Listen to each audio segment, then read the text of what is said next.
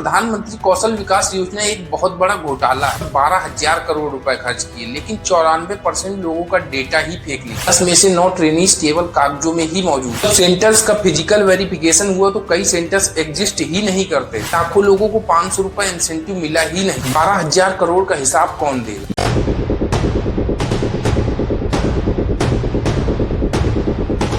जुलाई 2015 में प्रधानमंत्री नरेंद्र मोदी ने स्किल इंडिया मिशन के तहत पीएमकेवीवाई को लॉन्च किया। पीएमकेवीवाई यानी प्रधानमंत्री कौशल विकास योजना। मोदी सरकार ने बड़े बड़े दावे किए, कहा हम भारत के युवाओं को स्किल्ड बनाएंगे। इस स्कीम में बेरोजगार युवाओं को फ्री स्किल ट्रेनिंग दी जाती। इसमें युवाओं को electrician, mobile repairing, plumbing, computer, data entry, welding, retail जैसी स्किल ट्रेनिंग दी जाती। ट्रेनिंग पूरी होने के बाद ट्रेनीज को ट्रेनिंग सर्टिफिकेट दिया जाता है। साथ ही जॉब प्लेसमेंट होती है और इसके साथ ही 500 रुपए इंसेंटिव के रूप में दिए जाते हैं। इस स्कीम को 3 फेज में लागू किया गया। पहला फेज 2015 से 2016 और दूसरा फेज 2016 से 2020 के बीच और तीसरा फेज 2021 से 2022 तक। 2015 से 2022 तक 3 चरणों में सरकार ने 10,194 करोड़ रुपए खर्च किए। लेकिन अगर मैं अब आपसे कहूं कि प्रधानमंत्री कौशल विकास योजना एक बहुत बड़ा घोटाला है। सरकार ने स्किल देने के नाम पर 12,000 करोड़ रुपए खर्च किए, लेकिन 94% लोगों का डेटा ही फेक निकला। 18 दिसंबर 2025 कैग यानी controller and auditor general of India, जो सबसे बड़ी ऑडिट संस्था है, ने पीएमकेवीवाई की ऑडिट रिपोर्ट जारी, जिसने सभी को चौंका दिया। इसमें इतनी सारी गलतियां सामने आई जिसने मोदी सरकार पर बहुत सारे सवाल खड़े कर दिए। कैग रिपोर्ट कहती है ज्यादातर अभ्यर्थियों के बैंक अकाउंट, ईमेल और मोबाइल नंबर वेरीफाई ही नहीं हो सकते। यानी 10 में से 9 ट्रेनीज केवल कागजों में ही मौजूद। एक ही मोबाइल नंबर और ईमेल कई ट्रेनीज के नाम पर दर्ज है। कहीं पर मोबाइल नंबर 0 था तो कहीं पर 111 लिखा हुआ था। ये स्कीम 15 साल से ऊपर के बच्चों के लिए थी, लेकिन इसमें 15 साल से कम उम्र के बच्चों को भी स्किल सर्टिफिकेट दिए गए। क्वालिफिकेशन और एज रूल्स के नियमों का पालन ही नहीं किया। सबसे ज्यादा चौंकाने वाली बात है, कई सारे ट्रेनिंग सेंटर्स पोर्टल पर एक्टिव थे लेकिन ग्राउंड पर बंद थे। जब सेंटर्स का फिजिकल वेरिफिकेशन हुआ तो कई सेंटर्स एग्जिस्ट ही नहीं करते थे। यहीं से सबसे बड़ा सवाल उठता है, जब ट्रेनिंग सेंटर्स ही नहीं थे तो ट्रेनिंग किसने ली? कैग रिपोर्ट में बताया गया कि कई राज्यों में आधार बेस्ड बायोमेट्रिक अटेंडेंस लागू ही नहीं की गई। यानी कागजों में अटेंडेंस है लेकिन ग्राउंड में कोई नहीं। मोदी सरकार ने दावा किया कि इसमें लाखों लोगों को जॉब मिली, लेकिन सच्चाई ये है कि केवल 41% लोगों का ही प्लेसमेंट वेरीफाई हुआ। कुछ लोगों की सैलरी स्लिप नहीं थी तो कुछ लोगों का एम्प्लॉयर कंफर्मेशन ही नहीं था। सोचिए, यहाँ पर कागजों में नौकरी है और हकीकत में बेरोजगारी। सबसे बड़ी चीज ये है कि लाखों लोगों को 500 रुपए इंसेंटिव मिला ही नहीं। डीबीटी फेलियर हुआ, लोगों के अकाउंट नंबर गलत मिले। ट्रेनिंग सेंटर्स को वेरीफाई किए बिना ही फंड को रिलीज कर दिया गया। सवाल ये है, अगर ट्रेनीज को पैसा नहीं मिला तो पैसा कहाँ गया? कैग ने अपनी रिपोर्ट में साफ साफ कहा कि मॉनिटरिंग वीक थी, आईटी सिस्टम फ्लॉड था और रिकॉर्ड्स मिले ही नहीं। सवाल ये है, क्या इतनी सारी गलतियां हो सकती है या फिर ये एक डिजाइन के साथ किया गया धोखा था? सोचिए, इतनी बड़ी रिपोर्ट आई, क्या किसी की जवाबदेही तय हुई? मोदी सरकार ने इसका कोई जवाब दिया? इतनी बड़ी रिपोर्ट क्या मीडिया में दिखाई गई? सवाल ये है, 12,000 करोड़ का हिसाब कौन देगा? ये आम लोगों का पैसा है, ये हम सभी के टैक्स का पैसा है। ये पैसा किसी नेता का नहीं है, ये देश के युवाओं का है। आखिर कब मोदी सरकार इसका जवाब देगी? कमेंट में जरूर बताएं, ये लापरवाही है या फिर घोटाला। वीडियो को लाइक करें और ज्यादा से ज्यादा शेयर करें और चैनल को सब्सक्राइब करना ना भूलें। मिलते हैं इसी तरह की एक और वीडियो।